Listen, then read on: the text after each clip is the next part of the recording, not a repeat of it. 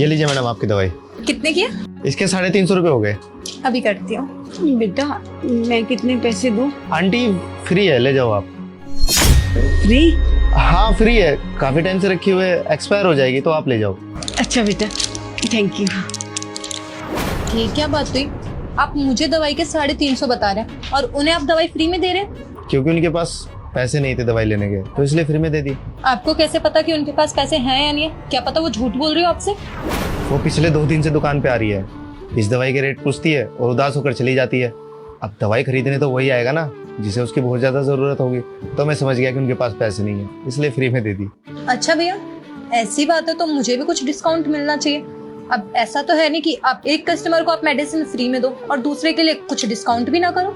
एक काम कीजिए, आप 300 रुपये दे दीजिए।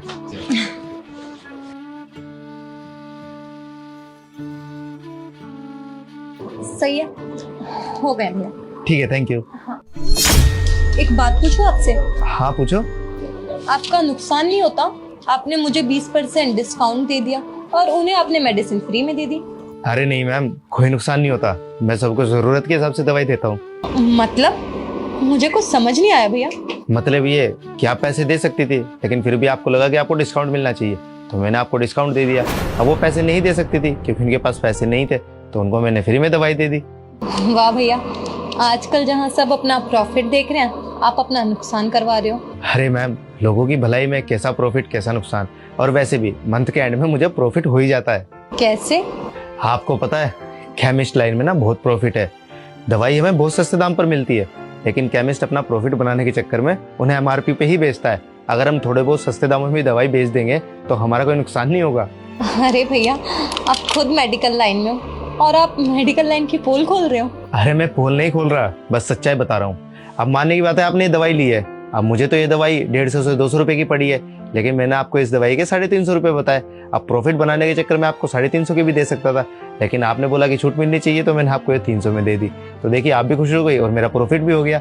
अब इसी जरूरत के हिसाब से मैं किसी को डिस्काउंट पे दवाई दे देता हूँ, किसी को फ्री में दवाई दे देता हूँ, और जो पैसे दे सकता है उसे पूरे दामों में दवाई दे देता हूँ। भैया कुछ ज्यादा ही सच नहीं बोल दिया आपने। नहीं, वैसे सच बोलूं तो इसमें भी मेरा एक लालच है। मैं ना बचपन से डॉक्टर बनना चाहता था, लोगों की मदद करना चाहता था, लेकिन घर के हालात की वजह से मैं अपनी पढ़ाई पूरी नहीं कर पाया। लेकिन हाँ, लोगों की मदद करने का जुनून था मेरे अंदर। तो घर के हालात की वजह से मैं अपनी पढ़ाई पूरी नहीं कर पाया, लेकिन हाँ, लोगों की मदद करने का जुनून था मेरे अंदर।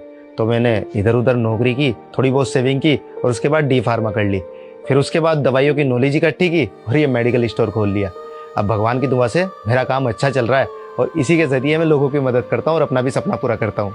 क्या बात है भैया, बहुत अच्छा काम कर रहे हो, और आप जैसे लोगों की वजह से दुनिया में थोड़ी इंसानियत बची है, वरना आजकल की डेट में लोग बस पैसे कमाने की होड़ में ही लगे हुए हैं। अच्छा भैया, मैं चलती हूँ। जी।